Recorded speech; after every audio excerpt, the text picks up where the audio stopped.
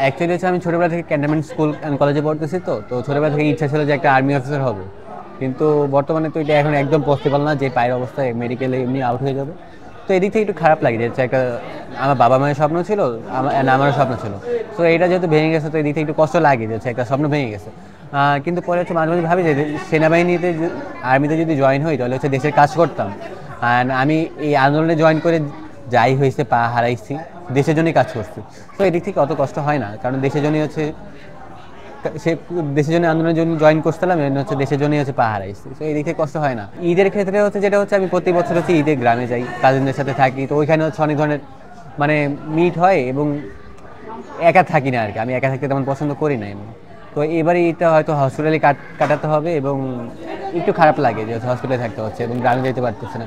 আশা করি যদি ছুটি দিয়ে দেয় তাহলে অবশ্যই গ্রামে যাবো। 17 জুলাইতে আমাদের কয়েকজন ফ্রেন্ডরা হচ্ছে এক্সাম শেষ করে হচ্ছে আন্দোলনে বের হয়।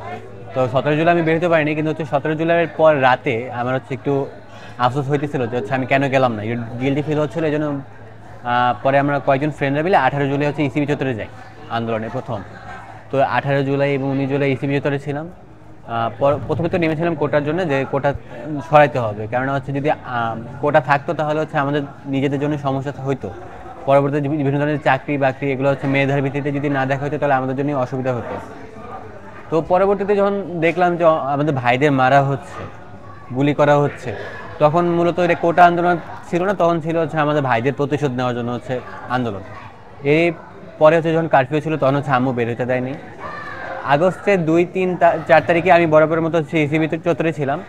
4 তারিখে যখন দেখলাম যে ইসিবি চত্বরে তেমন কোনো ধরনের সমস্যা নেই, তেমন হচ্ছে গ্যাঞ্জাম হচ্ছে না, তখন খবর পাই যে হচ্ছে মিরপুর 10 নম্বরে হচ্ছে গ্যাঞ্জাম হচ্ছে, অনেক গোলাগুলি হচ্ছে।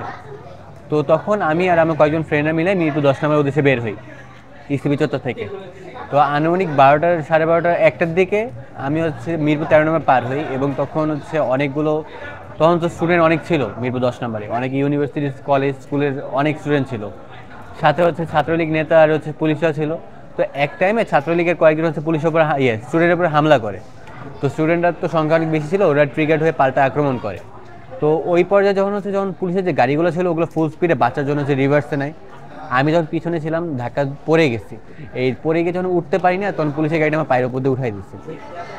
তখন হচ্ছে আমার সেন্সলেস হয়ে যায়, এবং আমার কয়েকজন ফ্রেন্ডরা মিলে হচ্ছে আমার আম্মুকে ইনফর্ম করে, এবং তারপরে হচ্ছে একটা প্রাইভেট হসপিটালে নেয়।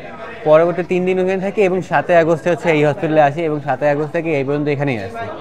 এই পর্যন্ত প্রায় 5টা অপারেশন হয়েছে। আমার রিং হচ্ছে একদম থাই থেকে একদম নিচ পর্যন্ত পুরোটা। ডক্টররা বলছে যে ঠিক হতে আরও কমপক্ষে 2 থেকে 3 বছর সময় লাগবে, এবং হাঁটু কখনো ভাঁজ করতে পারবো না। ডক্টররা বলে দিচ্ছে লিগামেন্টের সমস্যা আছে। এই রিংটা আপাতত 2 থেকে 3 মাসের মধ্যে খুলে দেবে, পরবর্তীতে হচ্ছে লিগামেন্টের ট্রিটমেন্ট হবে, ওইটাতে আরও 7-8 মাস সময় লাগবে।